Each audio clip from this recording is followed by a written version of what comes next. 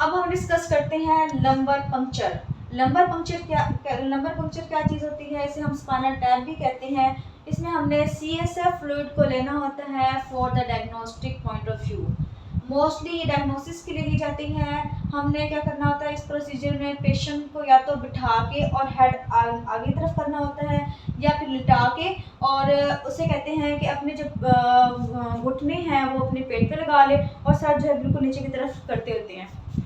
ऐसे पोजीशन करने की वजह ये है कि जब हमने नीडल इंसर्ट करनी है तो कहाँ करनी है? पहले हम बात करते हैं कि किस जगह करनी होती है।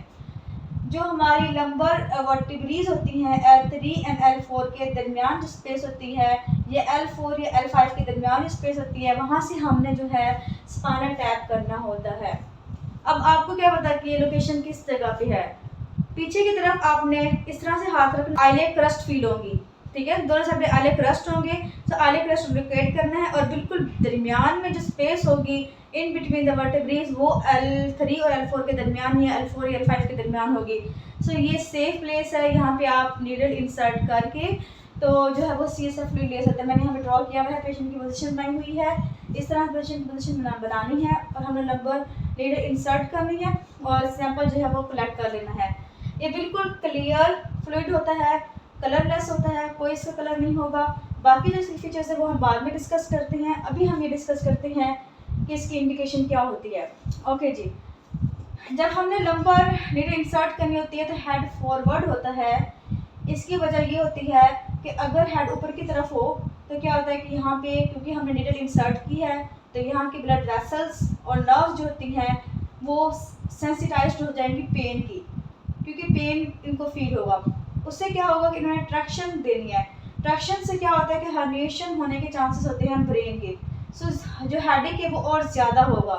सो अगर हम हेड फॉरवर्ड मूव करेंगे तो इससे हेडेक जो है वो कम होने के चांसेस होते हैं और प्रेशर में चेंजेस कम होती हैं अगर पेशेंट को आपने साइड पे लिटा के किया है तब वो अच्छा प्रोसीजर है। ओके जी, अब हम डिस्कस करते हैं कि इसकी इंडिकेशंस क्या है लंबर पंक्चर की। हम करते होते हैं मेनिंजाइटिस में, चाहे वो बैक्टीरियल हो, चाहे वो वायरल हो, पायोजेनिक हो या फिर ट्यूबरकुलस हो, सब में ही हमारा जो सबसे पहला हमारी इन्वेस्टिगेशन ऑफ चॉइस वो है लंबर पंक्चर। इसके अलावा इंकेफेलाइटिस में भी करवाती हैं।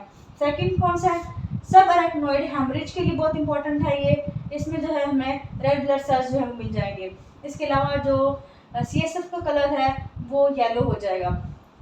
गुलन-बारे सिंड्रोम में जो है प्रोटीन्स मिल जाएंगी हमें इसी स्पेसिफिक। और उसके बाद जो है हमने नेक्स्ट इंडिकेशन है मेयर ICP। इंट्राक्रेनियल प्रेशर को मेयर करने के लिए हम करते हैं, लेकिन एक बात याद रखनी है कि अगर इंट्राक्रेनियल प्रेशर ज़्यादा है सपोज करें तो उस कंडीशन में लंबर पंक्चर कॉन्ट्रा इंडिकेटेड होती है और ये बहुत इंपॉर्टेंट वाइवा क्वेश्चन भी है और आपके एग्जाम के लिए भी इंपॉर्टेंट है। ये जो ICP मेयर करते होते हैं ये हमें अगर बाकी कोई साइन एंड सिम्टम्स नहीं मिले रेस्ट ICP के तो हम इसमें मेयर कर सकते हैं कि कितना प्रेशर जो है वो CSF का है। इसके अलावा हमने अगर कोई मेडिकेशन देनी है तो लंबर पंक्चर करके तो हमने इंजेक्शन के थ्रू मेडिसिन दे देंगे जो कि सीनस के अंदर रख जाएगी। इसके अलावा कोई डायग्नोस्टिक एजेंट हमने डालना हो तो उसके लिए भी हम कर सकते हैं और मल्टीपल स्क्लेरोसिस के लिए भी जो है हम लंबर पंक्चर कर सकते हैं। अब इसकी जो है कॉन्ट्रा इंडिकेटेड वो बहुत ज़्यादा इंपॉर्टेंट है आपके यूट्यूब के लिहाज से। कॉन्ट्रा इंडिकेशन सबसे इम्पोर्टेंट जो है वो है कि रेज्ड ICP ज़्यादा होता है तो हमें पता है कि इंट्राक्रेनियल प्रेशर ज़्यादा होने की वजह से पेप्टिलोइडेमा होगा। से पेप्टिलोइडेमा हो, रेज्ड इंट्राक्रेनियल प्रेशर हो, इन दोनों में जो है हमने नहीं करना।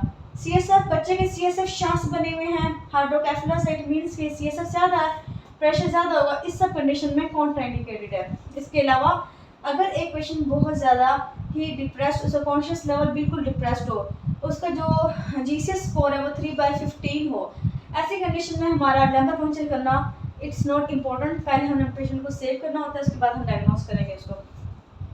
इसके अलावा अगर एक पेशेंट है उसको प्रोलॉन्ग्ड सीजर हो रहे हैं तो उस कंडीशन में हमने इसको नहीं करना। Very very important, space occupying lesion. आपने CT स्कैन करवाया है या MRI करवाया है, उसके अंदर स्पेस ऑक्यूपाइंग लीजन है, कोई ट्यूमर है ब्रेन में किसी भी जगह पे, उसकी वजह से क्या होगा कि इंट्राक्रेनियल प्रेशर जो है वो बहुत हाई हो जाएगा। वो हाई हो जाएगा, जैसे हमने फ्लूइड निकालना है फ़ौरन से जो है ब्रेन की हर्निएशन हो सकती है। अगर पेशेंट को ट्रॉमा है इस कंडीशन में आपने नहीं करना स्पाइन में। Post neuro surgery HIV AIDS mean अगर पेशेंट इम्यूनो कम्प्रोमाइज़ है, इम्यूनो कम्प्रोमाइज़ होगा तो उसको टॉलरेट नहीं कर सकेगा, इन्फेक्शन हो जाएगा और हमारे कॉम्प्लिकेशन ज़्यादा होंगे बेनिफिट की निस्बत। अगर पेशेंट को कोआगुलेशन डिसऑर्डर्स है, अगर लो डोज एस्पिरिन या क्लोपिडोग्रेल ले रहा है तो आप कर सकते हैं, लेकिन अगर पेशेंट हाई डोज पे है या उसको कोआगुलेशन डिसऑर्डर है कि उसकी ब्लीडिंग नहीं रुकती, ऐसी सूरत हाल में आपने स्पाइनल टैप नहीं करना। क्यों? क्योंकि आप करेंगे तो ब्लीडिंग कॉन्टीन्यूसली अंदर होती रहेगी। अगर उस जगह पे, जैसे ये जगह है, इस जगह पे लोकलाइज्ड इन्फेक्शन हो तब आपने नहीं करना, और कार्डियो रेस्पिरेटरी इनसफिशिएंसी है तब भी नहीं करना।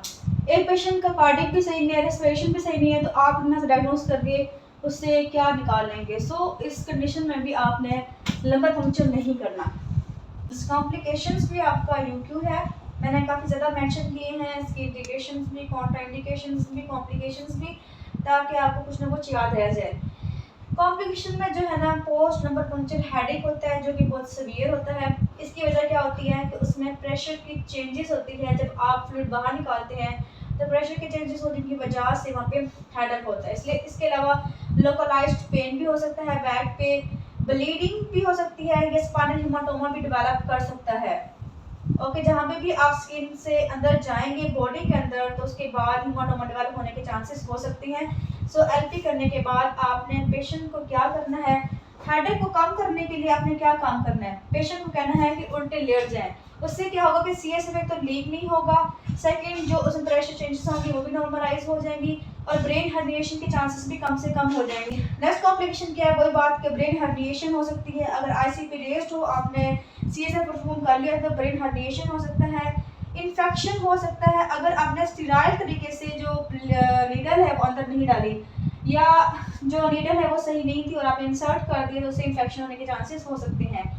क्रेनियल न्यूरोपैथी हो सकती है, आप किसी भी नर्व को इंजर कर देंगे तो उस नर्व की न्यूरोपैथी हो सकती है। टिंगलिंग एंड नमनेस सेंसेशन हो सकती है, क्यों? क्योंकि आपने नर्व को किसी को इरिटेट कर दिया है तो उसे टिंगलिंग और नमनेस हो सकती है। रेडिकुलर पेन हो सकता है, इसके अलावा वेजोवेगल सिंकपी हो सकती है, सिंकपी होने से आपका कार्डियक अरेस्ट भी हो सकता है। जब भी आपने लंबर पंक्चर करना है, आपने एक्यूरेट जो है वो लोकेट करनी है जगह, एक्यूरेट मेथड यूज़ करना है, स्टीराइड तरीका यूज़ करना है, और एलपी करने से पहले आपने कुछ इन्वेस्टिगेशंस करवानी है। वो कौन सी इन्वेस्टिगेशन होंगी, उसमें आपने रेटिना की एग्जामिनेशन करवाने के लिए ऑफ्थेल्मोलॉजी में कॉल भेजनी है कि देख के बताएं कि इसको पेपिलोडेमा तो नहीं है। सेकंड जो है आपने सीटी स्कैन करवाना है, कोई ट्यूमर तो नहीं है ब्रेन के अंदर। इसके अलावा आपने हिस्ट्री लेनी है, कोई ट्रॉमा की हिस्ट्री, कोई सर्जरी की हिस्ट्री, और इसके अलावा कोई मेडिसिन टेकिंग की हिस्ट्री, कोई कार्डिक की हिस्ट्री, HIV की हिस्ट्री। सो ये सारी चीज़ें आपने पूछ के एक फॉर्म फिल करके उसके बाद ही लंबर पंक्चर करना है।